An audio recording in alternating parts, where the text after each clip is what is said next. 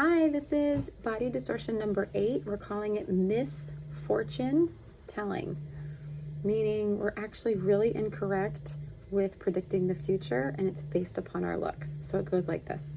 With my looks, I'll never be a successful person in the workplace.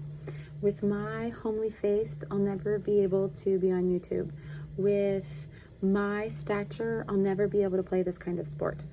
And so it's basing the future on your physical attributes, your physical appearance, and being very misfortunate with them.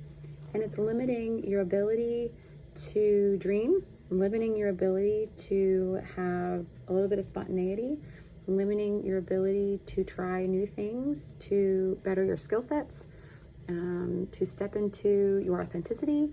And it really predicts that whatever physical shortcomings you assume are there will predict how you show up in life. Oh gosh, and this is done so quickly and easily in social media, or it's done so quickly and easily in the beauty industry. I used to work in the beauty industry where people would say, oh, I could never sell that, I'm not pretty enough. And it's a lot of distortions where you're predicting your success on something that you are going to hold your entire life, and that can be really deflating. So pay attention to how much you're predicting the future and your success or lack of success based upon your physical appearance.